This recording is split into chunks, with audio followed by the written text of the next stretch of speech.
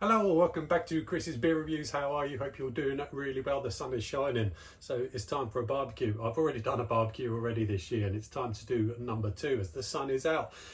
And I know I haven't done a beer review for a little while, but don't worry, there are beer reviews coming if you are waiting for a beer review. A couple of weeks ago, a friend of mine came over and we had a bit of a shared session, should I say. And we recorded quite a few videos. I think the early ones are fine. The later ones, I think we'd probably had too many and it probably got a little bit silly. So I need to watch those back as to whether I put those out. I've never put out a drunk beer review and I don't intend to. That's just me. Okay, so what are we doing today? We are going to be doing a rotisserie chicken on my Weber barbecue. That's charcoal barbecue. I don't do gas barbecues. Just not a fan of gas barbecues. Everything I do is on charcoal. And I do amazing food. Well, I think I do.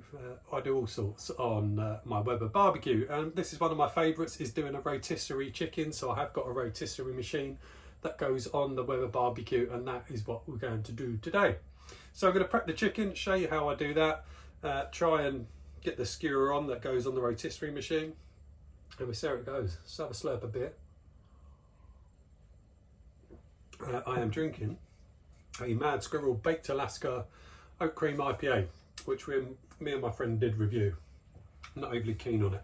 Anyway, let's get on with the show. So we've got the rod that goes through the chicken. We've got the prongs that go on the rod that hold the chicken in place. Now I've run out of butcher string, so these legs are going to cause me a bit of a problem potentially during the cooking process. I'm going to have to really try and squeeze that over there to try and hold those legs in. But what we're going to do, so I've already stuffed the chicken with lemon and onion. Already done that. They're just there for a bit of visual.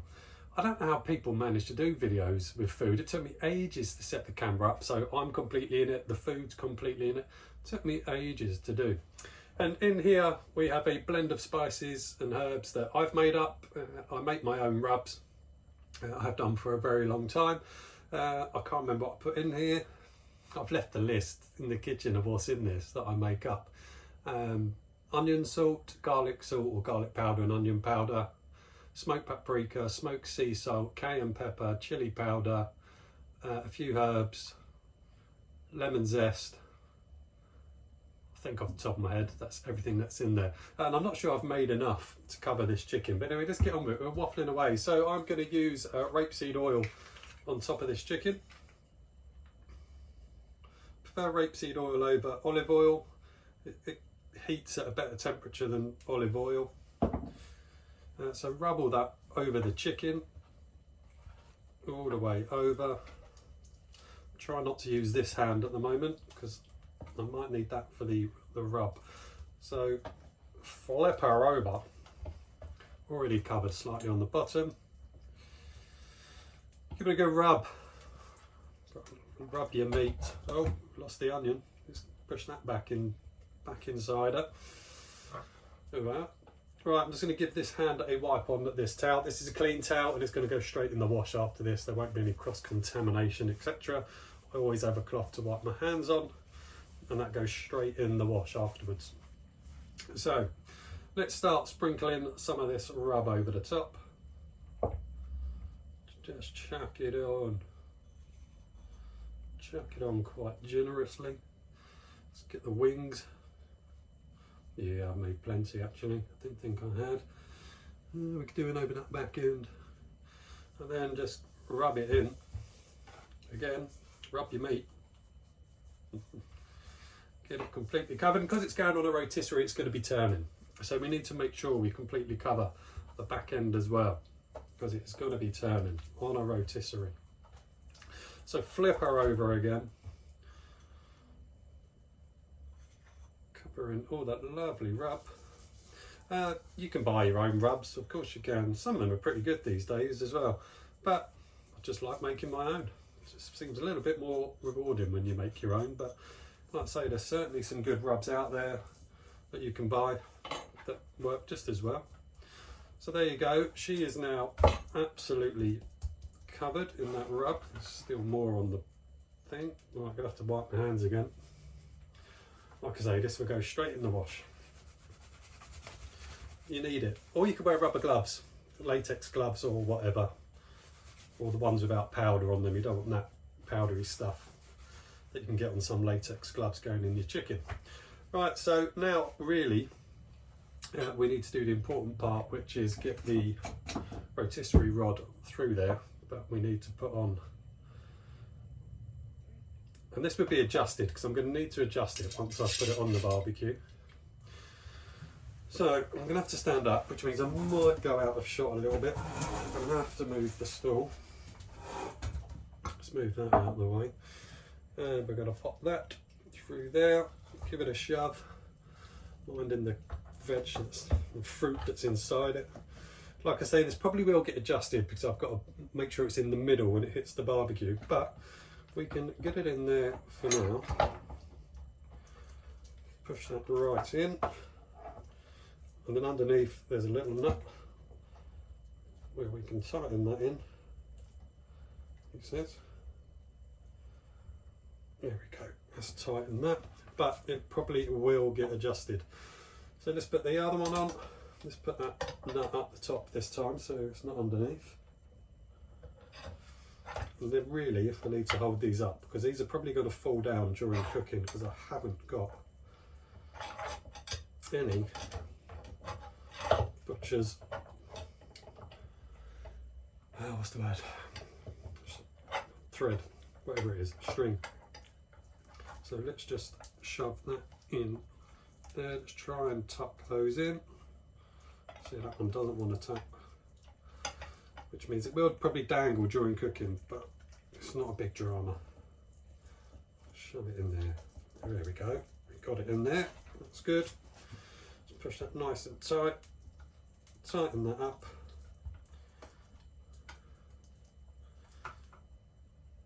Happy days. Chicken on the wings. I don't mind them dangling around. You can put a little bit of foil over the tips to stop them burning, but that will just turn nicely. Like I say, it might need adjusting. I don't mind the wings dangling down. Might need adjusting when I put it on the actual barbecue itself. So the next bit I'm going to show you is lighting the coals. So we do that, get the coals on, get them up to temperature, and then we will put the chicken on. There you go. Hope you've enjoyed that bit. See you in a little bit. See you soon.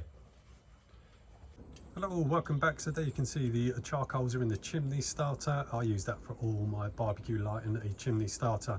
So you pour your coals in. As you can see on the left hand side is lumpwood charcoal, restaurant grade. Pour that into your chimney, and then I put one of these little lighters in. So you just light that. That burns away nicely. Doesn't give off any fumes like some of those barbecue lighters that you can get, and these are very, very cheap indeed. Once that coal is all up to temperature, I'll pour it in. I will put the chicken on, turn it on, and I would then add a piece of apple wood to the coals so that would give off a nice smoke to penetrate the chicken. So there you go, there's the charcoal just starting to take. Give that a few minutes, or about 10-15 minutes, and that will be up to temperature, ready to pour in, and then pretty much ready to cook straight away. So next time I'll be back, we'll be putting the chicken on. See you in a bit. Hello, welcome back. As you can see, the coals are in, they're doing really well. I need to put the lid on because they're flaming. As soon as I put the lid on, the flames would die down, but the chicken is on. The chicken is on the rotisserie. I just need to turn that on. Something else I'll share with you as well is I like to spray the chicken whilst it's being cooked. I do have a lot of meats that I do, I spray them. And in here I have this bottle with some liquid in it, and the liquid that's in it is Kronenbourg Blanc 1664. Not a bad beer to spray on chicken, to be fair. So throughout the cooking process, every now and then I will give it a little spray. In the bottom you can see 2 foil containers. They're going to catch any drips that may come out of the chicken. You can also put liquids in those, and that will heat up and start to steam and add more moisture to the chicken as well. Entirely your choice as to whether you do that or not, but there you go. Let's turn the machine on. Up in barbecue corner I do have electric power, and we've got a motor down here that is turning the chicken. So I put the counterweight on. I forgot to talk about that earlier, but there is a counterweight that you can see over the far side. That just helps keep it all nicely weighted. The wings are flapping around a little bit, but it's no big drama. I've had the wings flap around before. It's not a big drama. Once they're kind of cooked, you can put a little bit of foil over the top of the tips of the wings just to stop them burning. That leg's definitely going to fall out, but it's no real big drama. I've had the legs fall out before. It's much better if you can keep it all nice and tidy, but like I say, I've run out of butcher's twine, so those legs are just going to have to dangle. Won't do them any harm. I've had that before.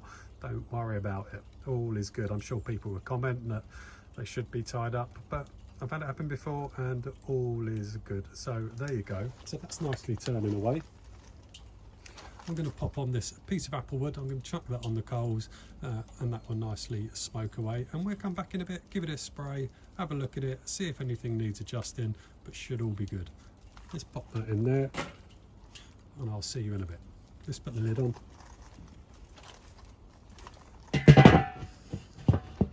Lid is on. Open the air vent a little bit. The bottom air vent's slightly open, but there you go. See you in a bit. Okay, welcome back. Let's have a little look at her. There she is, sizzling away. Look at all those juices in those pan. I'm going to be using those juices to baste that chicken with shortly. A little spoon, pour it over it as it's turning. But I'm going to give it a little spray with the old Kronenbourg Blanc. Just keeps some moisture going. I've just done a temperature check of it. It's just coming up to 70 degrees internal temperature, 70 degrees C. So we're getting there, but let's give it another little spray.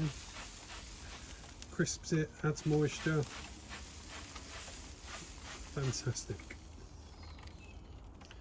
There she goes. So probably the next time we see it, it'll be done. So see you in a wee while. Okay, we are starting to run out of light, but thankfully this bird is done. Let's let that roll over one more time so you can see her in all her glory. She is cooked and ready to go, so let's get her off.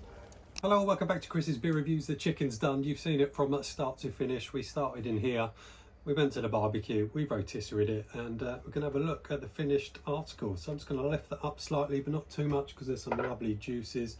And as you can see, the chicken is perfectly cooked and lovely and juicy with all those juices that are running out of there. This is my first time doing a type of food review in terms of me cooking the food. So let me know what you think. If you want to see any more, there's plenty more that I can do. I like cooking on the barbecue and doing lots of different foods. So there you go. If you want to see any more, if you like what you see, then put something in the comments. But there you go. We're off to enjoy this lovely juicy chicken. I'll see you all soon on another video. Take care. Bye now.